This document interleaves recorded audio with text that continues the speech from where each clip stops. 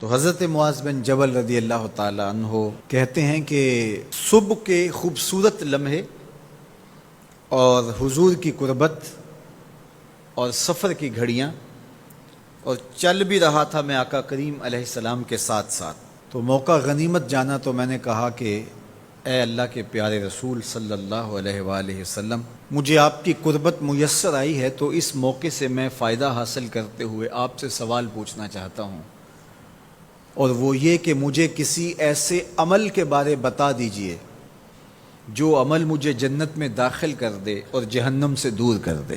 تو حضور علیہ السلام نے اس سوال پر ان کی تحسین فرمایا تو نے بہت بڑا سوال کیا ہے، اس کا جو جواب ہے کہ جنت نصیب ہو اور مجھے جہنم سے نجات ملے تو یہ اتنا آسان کام نہیں ہے، یہ بڑا مشکل کام ہے، لیکن جس پر اللہ آسان کر دے اس کے لیے مشکل نہیں ہے۔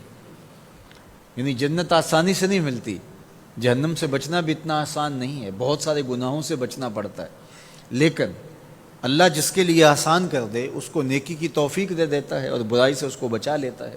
اگر تو چاہے کہ جنت میں جائے اور جہنم سے نجات ملے تو تمہیں اللہ پر ایمان بھی لانا پڑے گا، اور ایسا ایمان جس میں شرک کی آمیزش تک نہ ہو، اسی کی عبادت تیری زندگی کا مقصود ہو، اور نماز بھی ادا کرنا ہوگی، زکوٰۃ بھی دینا ہوگی، روزے بھی رکھنے پڑیں گے، اور تجھے حج بھی کرنا پڑے گا۔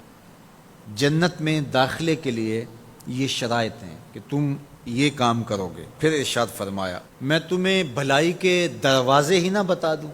ارشاد فرمایا الصوم جنہ، روزہ ڈھال ہے۔ ڈھال آپ سمجھتے ہیں، اگر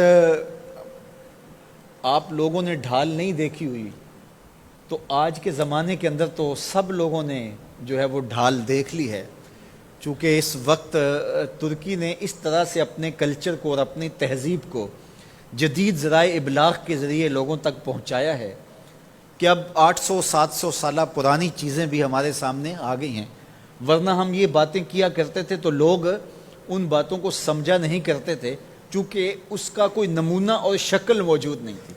جب دشمن تیر پھینکے تو تیر سے بچنے کے لیے وہ لوہے کا پتلا جو آگے کر دیا جاتا ہے، جو تیر کو اپنے اوپر روک لیتا ہے، اس کو عربی میں جنہ اور اردو میں ڈھال کہا جاتا ہے۔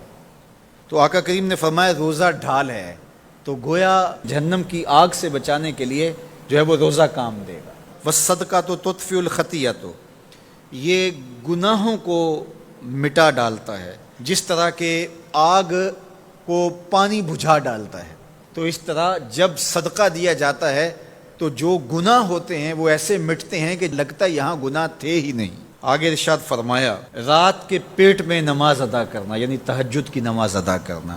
پھر حضور علیہ الصلوۃ والسلام نے یہ آیت پڑھی تتجافی جنوبہم عن المضاجع، ان کی کروٹیں بستروں سے الگ رہتی ہیں، خوف اور طمع میں وہ اللہ کو پکارتے ہیں اور وہ رات کو جاگتے ہیں، ان کی کروٹیں بستروں سے الگ رہتی ہیں، حتی بلغ یعملون، یہ آیت پڑھتے ہوئے آخر تک حضور نے تلاوت فرمائی۔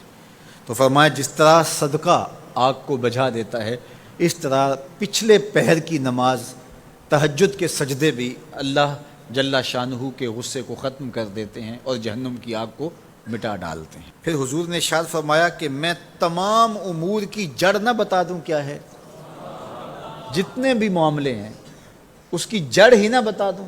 میں نے جھولی پھیلا کے کہا حضور کیوں نہیں، خیرات ڈالی ہے، تو حضور نے ارشاد فرمایا راس الامر الاسلام، سارے امور کی جڑ اور بنیاد، سر اسلام ہے۔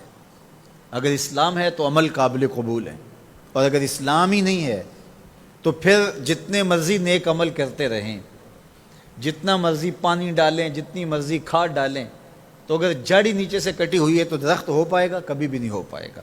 تو کہا جڑ اسلام ہے، اس لیے عقیدے کی صحت عمل کی قبولیت کی ضمانت ہے، تو تمام امور کی جڑ اور بنیاد اور سرا اسلام ہے، اور اس کا ستون نماز ہے۔ اور صحابہ نماز کے جس طرح پابند رخوگر تھے، تو وہ تاریخ کی روایات آپ دیکھ سکتے ہیں، آپ کو ایک صحابی بھی بے نماز نہیں ملے گا۔ وَذِرْوَةُ صَنَامِهِ الْجِهَاد، اور کوہان کی بلندی، چوٹی اسلام کی، وہ جہاد ہے۔ جہاد سے اسلام کو سربلند کیا جا سکتا ہے۔ اسلام کا چھٹا رکن ہے جہاد، اور ہمیں جہاد کی ترغیب بھی دی گئی، اور قیامت تک یہ جہاد جاری بھی رہے گا اور کبھی بھی ختم ہونے کا نہیں ہے۔